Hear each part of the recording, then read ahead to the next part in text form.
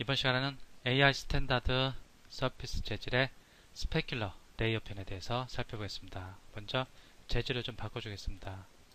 우클릭하고 어사인 뉴 머티리얼. 그러면 이제 기본 재질의 색상이 흰색으로 표현될 겁니다. 이 베이스 레이어에서는 주로 오브젝트의 표면 색상과 관련된 옵션을 설정해주고, 이 스페큘러에서는 주로 반사와 관련된 옵션들을 설정해줍니다. 지금 보면은 주변 환경을 얘가 반사해주고 있습니다. 스카이돔 라이트에 있는 이미지가 여기에 반사되고 있는 것을 확인할 수 있는데, 이 웨이트 값을 이용하면 반사의 강도를 조절할 수 있습니다. 이럴 때는 반사가 되는데, 얘를 줄여주면 점점 반사가 약해집니다. 얘를 완전히 빼주면 반사가 되지 않는 램버트 재질과 똑같은 상태가 됩니다. 웨이트를 이용해서 반사의 강도를 설정할 수 있고, 이 컬러는 이 반사되는 주변 환경의 색깔입니다. 지금 흰색으로 되는데 여기를 빨간색으로 해보겠습니다. 여기 반사되는 주변 환경의 색상이 빨간색으로 표현됩니다. 그런데 여기를 이용할 때 주의할 점이 있습니다.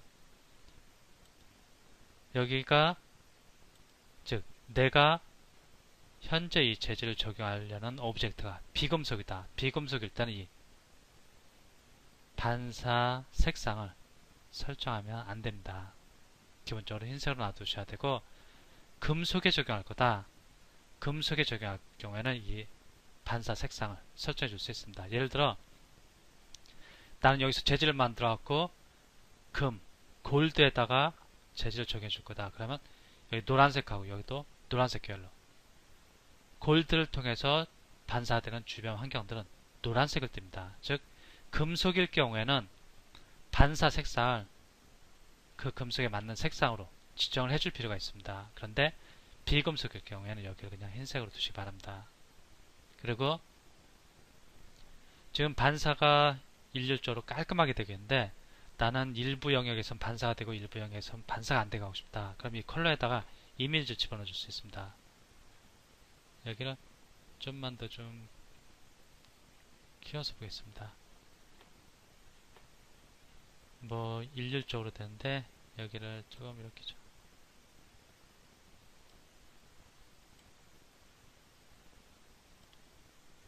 이 정도로 키워주고, 주변 반사가 너무 똑같이 깔끔하게 반사됩니다. 그런데 여기에 흑백 이미지를 연결해주면 파일로 해갖고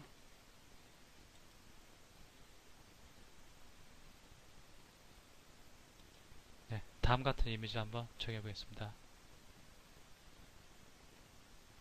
그러면 이제는 뭐 여기가 똑같이 깔끔한 형태로 반사되는 것이 아니고, 이 이미지가 배치되면서 이 어두운 부분에는 반사가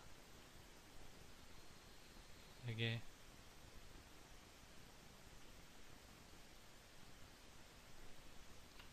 좀 약하게 되고, 흰색 부분에는 좀 더 반사가 제대로 되는, 강하게 되는 그런 차이점을 만들어줄 수 있습니다.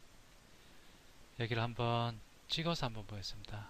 이쪽으로 들어가고 여기를 찍어주겠습니다.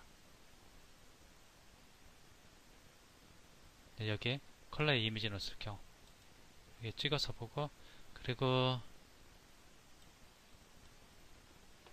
얘를 끊었을 때 한번 보겠습니다. 브레이크 커넥션일 때 여기가 한번 완전 흰색일 때 한번 비교를 해보겠습니다. 그럼 좀 다른 것을 확인할 수 있습니다. 이런데 보면 여기는 전부 깔끔하게 주변 환경에 반사되는데, 맵을 이용하니까 조금씩 깔끔하게 반사가 안되는 부분도 있습니다. 그 이유는 맵에 사용된 검정색과 흰색에 의해서 다르게 반사가 강도가 설정되기 때문입니다. 그리고 이 러프니스, 이 러프니스는 표면의 거칠기를 지정해 주는 겁니다. 표면의 거칠기. 표면이 아주 매끄럽다. 그러면 반사가 훨씬 더 잘 됩니다. 그런데 오브젝트 표면이 좀 거칠다. 그럼 얘를 점점 올려주면은 반사가 안 되는 것을 확인할 수 있습니다. 어떻게 보면 이 웨이트 값하고 비슷한데 이 웨이트 값하고는 상관없이 표면의 거칠기에 따라서 오브젝트 표면의 거칠기에 따라서 이렇게 반사되는 강도가 달라질 수 있습니다. 디폴트 0.1로 해주겠습니다. 그리고 IOR 값인데 얘는 인덱스 오브 리프렉션이라고 해갖고 굴절률입니다. 이 굴절률이 뭐냐? 이 굴절률은 프레넬 반사율을 설정하는데 이 IOR 값이 올라갈수록 중심부의 반사도 강해집니다. 여기를 한번 1로 해보겠습니다. 1로 해보면 전혀 반사가 안 내어줍니다. 얘를 조금만 올려주겠습니다. 그럼 주변부가 좀 반사됩니다. 이 IOR 값이 이제 프레넬 반사라는 것이 뭔지 먼저 어떤 건지 이해를 하셔야 할 것 같은데 지금 카메라가 얘를 보고 있을 때 이쪽 이 구의 중심부는 카메라에 가깝고 이 가장자리는 좀 더 떨어져 있습니다. 그리고 얘하고 카메라의 각은 90도라고 볼 수 있으면 얘들은 좀 더 좀 직접 보고 있다면 얘는 좀 옆으로 보고 있습니다. 이 프레넬 반사라는 것은 중심부는 덜 반사가 되고 가장자리가 더 많이 반사가 된다는 겁니다. 따라서 IOR 값이 올라갈수록 중심부가 점점 반사가 강해집니다. 얘를 이미지를 통해서 한번 잠깐 보겠습니다. 이 IOR 값이 올라갈수록 인덱스 오브 리플렉션의 약자인데 IOR 값이 올라갈수록 점점 중심부가 처음에는 주변부만 이렇게 좀 반사가 됐다가 1.1일 때 중심부도 점점 더 물론 주변부도 점점 더 반사가 강해지고 있는데 중요한 것은 전혀 반사가 안 되던 중심부가 점점 이렇게 반사의 강도가 강해지고 있는 겁니다. 원래 현실 세계에서 프레넬 반사에 의해서 기본적으로 중심부는 반사가 덜 되고 주변부가 반사가 더 강하게 됩니다. 그런데 이 값이 올라갈수록 중심부도 점차 반사가 강해지게 됩니다. 이것이 바로 IOR 값이고 1 같은 경우는 IOR 값이 1 같은 경우 이제 산소입니다. 산소 같은 경우는 IOR 값이 1이고 물 같은 경우는 1.3 정도 그 다음에 유리 같은 경우 1.5에서 1.6 뭐 이런 식으로 IOR 값이 설정되어 있습니다. 여기는 아까 디폴트가 한 1.5 정도일 겁니다. 1.53 정도 디폴트 같은데 이렇게 해주고 주변부도 반사되지만 중심부도 좀 반사가 되는 것을 확인할 수 있습니다. 그리고 애니소트로피는 뭐냐? 이 반사되는 형태가 찌그러지는 겁니다. 얘들 지금 제대로 반사가 되는데 얘를 이렇게 하면 좀 찌그러집니다. 좀 더 한번 올려보겠습니다.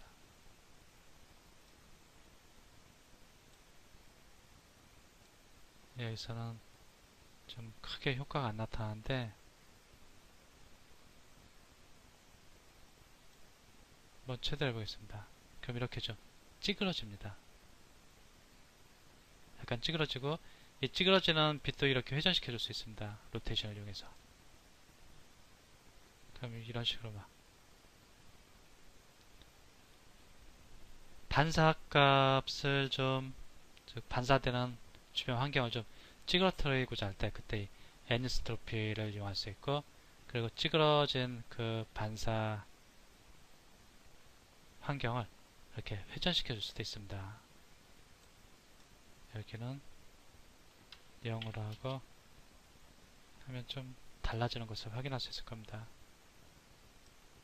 주변 반사 환경이 너무 깔끔하게 떨어질 때 좀 약간 찌그러뜨리고 싶다. 그때 애니소트로피를 이렇게 올려주시면 조금씩 찌그러지는 것을 확인하실 수 있을 겁니다.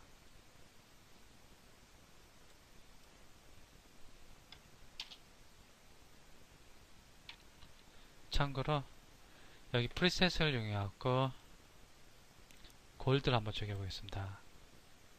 골드 적용해 보면은 여기 컬러가 베이스 컬러가 골드 색상이고 이 컬러에도 색상이 들어가 있는 것을 확인할 수 있습니다. 얘를 한번 클릭해 보겠습니다.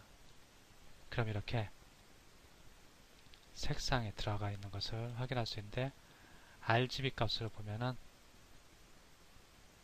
여기 레드, 그린, 블루 할 때 색상이 약간 변화된 것을 확인할 수 있습니다. 즉